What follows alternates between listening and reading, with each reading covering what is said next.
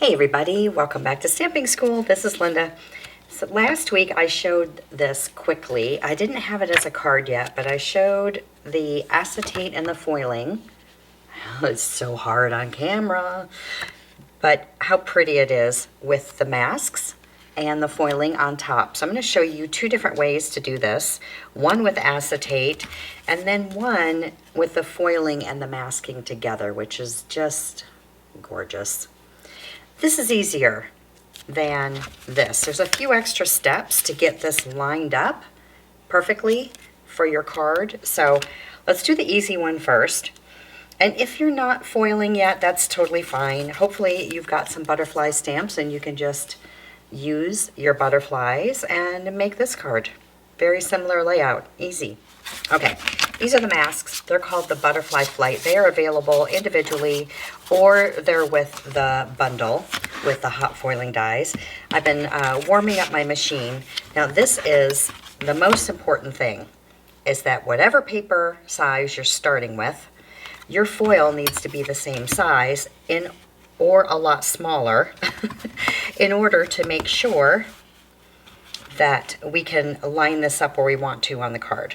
Okay, now in this particular case, we're going to cut them out anyway, so it won't matter. But on this one, it will matter because these are all together. Okay, so first thing, we're going to foil, gold foil on top of this. And what I like to do is grab my foil and my die, and if you want to be able to see what you're doing, you can draw around like that, or, you know, I just want it to be a little bit smaller, so I'm just going to draw on it so I know where it needs to be. I hate measuring, so this works really well for me just to draw.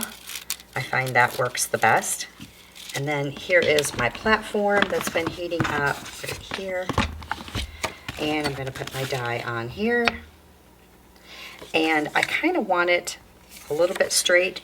Now this is 4 by 5 1/4. If you were going to make this into a layer of a card, then you want to know where these are going to be and use the grids and keep it kind of straight.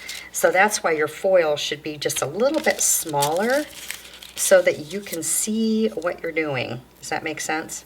There we go. So now I kind of know where that's going to be, and I know where my grid lines are right here. I'm going to lay that down. And I'm going to be honest, like, I rarely wait for this thing to heat up the whole way. I'm so impatient. So I haven't even like hit the button to let this warm up completely, but it still works. You know, I just let it sit on there for just a few seconds, and then I impatiently every single time seem to run it through the machine before I get the go button. I don't know, maybe it's just my machine. I don't know what it is, but it seems to be fine. It's hot enough. It works okay. Let's give it a try. I'm going to run it through my machine. All right, I ran it through nice and slow. A lot of people are getting over foiling, and I wonder if it's just too hot or something, because I don't have a problem, and it works out beautifully. And that's even without it being heated completely. It's not going to rub off. It works really, really well. It's really pretty.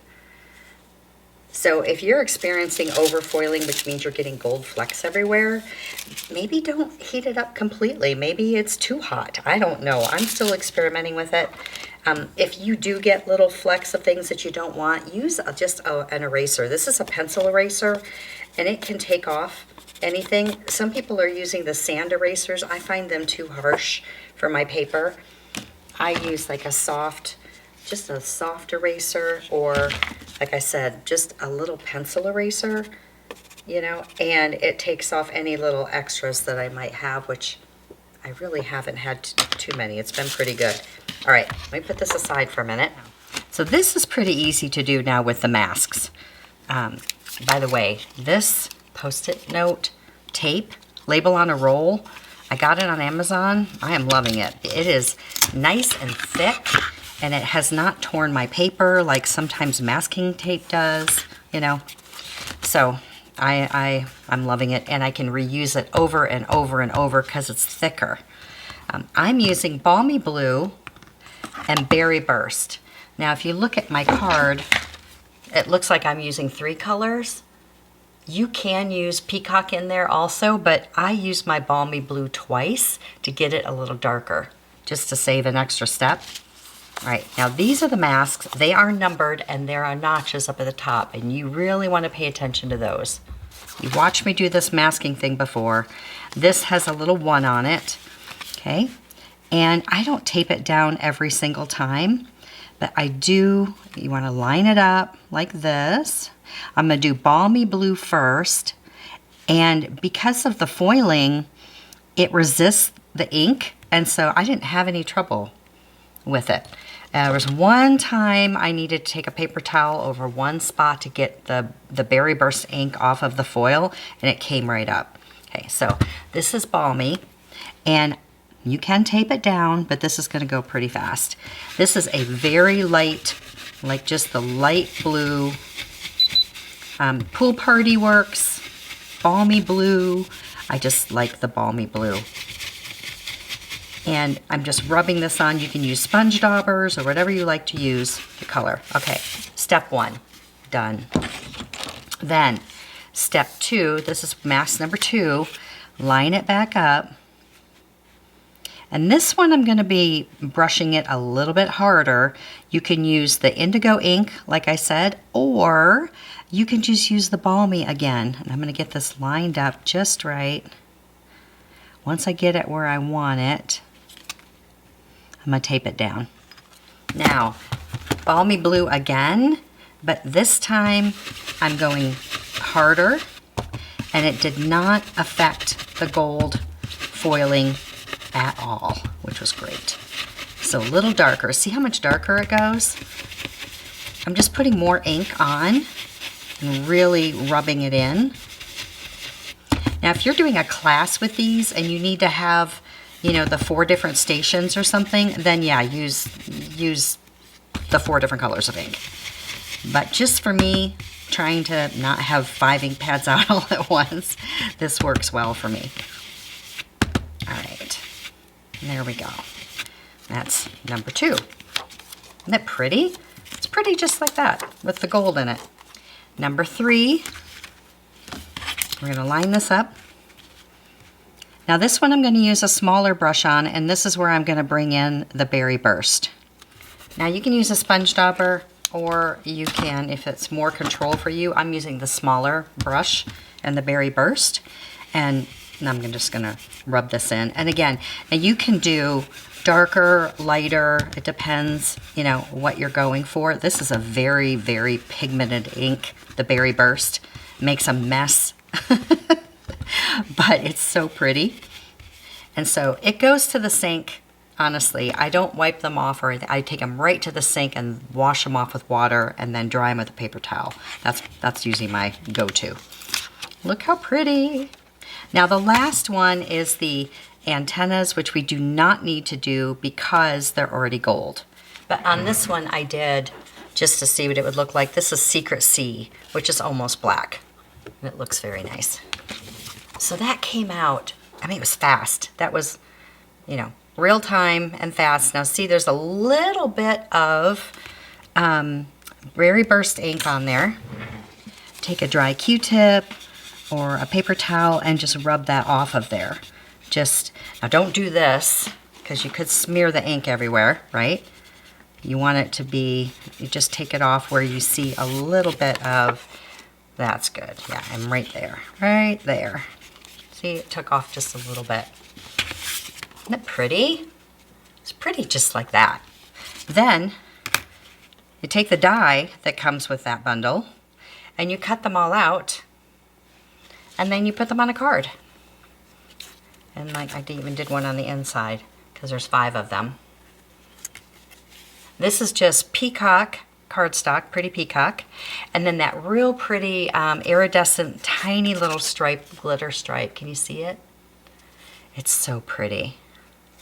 And a little bit of gold cord in there. I don't even know if we sell gold cord anymore. We should. It should just be a staple. but I like it just to kind of, like they're, you know, circling. All right, now let me show you how to do it with the acetate. This one's a little trickier. All right, I've got this heated up. You've got your acetate. Let me show you. This is 4 by 5 1/4, and so is the paper underneath it. Now, this is where it gets a little tricky. Your acetate and this is the window sheets that we sell. Does it work with other acetate? I don't know. I only have our Stampin' Up! Window sheets. I imagine it just has to be really thick, but I'm not sure. But it's kind of staticky. See it? So if I were to put this on here and then try to do this, look, it sticks right to it, right? Because it's staticky. So don't fight it. Just stick it on there. I did my little pen trick, so it's 4 inches, right? It can be a little shorter, that's okay. And so now I know my butterflies, where they're gonna be, and I want to have a little more room at the top on this one because this card has a little gold band on top, and that's what holds the acetate on. So I need to have a little bit extra up top and put it down. So it's in there. Then your hot foil shim, then this one, and then we unplug and run it through slowly through your machine. Nice and slow. Shouldn't be any pressure. I don't go back again. I find sometimes it shifts a little and I just haven't gone back and forth that much. All right, here's my acetate. Oh, it's pretty, pretty, pretty. Okay, there is the acetate. Now, what's cool is it's silver on the other side. That's kind of a bonus, right? All right, now let me show you how to line this up with this. So this is our goal, okay, is that if you cut this a lot larger, what you could do is you could put it on here like this, and then you could try to cut it down, and then see how it, you know, you gotta make sure this lines up. So this is how I did it. Brought in a piece of paper of some kind. Grid paper is helpful. Actually, I can probably do it without the grid paper. Let's see this. All right, my cardstock is the same size as my acetate. Now I want the masks to line up with this. How do we do that? All right, so here's my 2 pieces. Each one is 4 by 5 1/4. Now I'm just gonna tape down the white part and leave this one here just so I know what I'm gonna be doing. Now this is still dirty from a minute ago, but you get the idea. This is number 1, okay? I'm gonna line this up to where I think it needs to be using that foil as my guide, and then I'm going to hold it down with the tape. But there's one more trick. Now, because this is a multi-part process, you have to have an outline of this mask. Because remember, these are all the same. So we're going to take a pen. I'm doing the white gel pen on black for the camera. But when I did it the first time, I did it on my grid paper with just a regular pen. You don't want to do a Sharpie or anything because you don't want to, you know, permanently mark on these. Now, every time I do a layer on top, I'm going to be able to see where it goes. Now, first thing we have to do is take off the gold. Remember? Now, this is stuck there. This is where it goes. And now we trust the process and we do exactly what we did before. So we do our different layers. And I don't think I have to do all the layers for you, but you'll see. So we take this one off. We bring in number 2. Here's the second one. Definitely clean them in between, if you, or at least make sure the back side's clean. But see, I'm going to line it back up with that little notch and trust the process. And then we go back through and we do everything exactly the same on all the layers. Okay, that's done. Now, look how nice this tape comes off. Sometimes with the painter's tape, even if I try to take a little bit of the sticky off, it still tears a little. This is not torn, not one time. Okay, looks kind of weird like this, but look how pretty when you put those two together and they line up perfectly. All right, now what we need to do is add the gold at the top, and the way that I do that is a little bit of sticky strip right at the very tippy top, little of this tear and tape. We're gonna glue these two together. Actually, I probably should do the, not that I messed it up, I need to do these little antennas real quick, because when they lift this part up, you don't want it to look funny. Then I'm just gonna take a little bit of the Secret C, and I'm gonna line these up before I put everything together. These little guys do bring it all together. Gotta have their little antenna so you know where they're going. And so they can get ABC and NBC and their TV and Netflix. They have little antennas. That's better. Okay, inky fingers. And I got a little ink down here. I'm gonna have to put an embellishment there or something. All right, take off your sticky stuff, bring back in your foil, make sure it's clean. All right, and then put those two together. Because they're the same size, they should overlay perfectly. All right, and then I do one more piece of the sticky strip up here, and I'll add my gold foil. A 1/2 inch up at the top. And I'll show you the completed card at the end. And that just sort of covers everything and makes it look nice. If you're gonna add ribbon or anything, that now is the time to do that. And the gold foil just sort of, you could do a color, but the gold foil just sort of helps it bring in the gold a little bit more. So you can see, then that just gets layered on your card, and you can add all your little gems and things like that. I did clear gems. I thought those looked pretty. And then I have a little sentiment. This little gold butterfly die comes with that. And that's what I did on the inside. I added some more of those. Now, on this one here, I decided to see if I could cut the acetate with the die.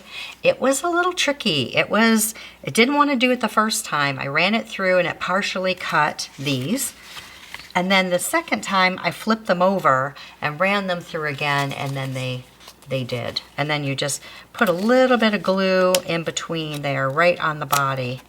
And I just used this glue right here, and I put a little bit of glue on the body, right, just a little tiny bit, and then added my cut acetate on top. So I didn't glue it down everywhere, it's just under the acetate, and it holds really, really well.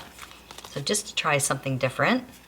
Now all those little sentiments, I've been keeping them because when you run them, like this one that I used last week, you get all of them at once. So I've been keeping a little tin. I decorated it. I put a little Altoid tin and put some designer paper on there. And I have a ton of them left, so that now I can go in and just grab a few, which has been very easy and nice for making quick cards. So I hope you give this a try. This was really a lot of fun, and I really like this one. I like just with the gold foil on the white paper and the stencils. It's a winner for me. I like them. All right, thanks for watching. We'll see you next time. See it, learn it, stamp it, and foil it.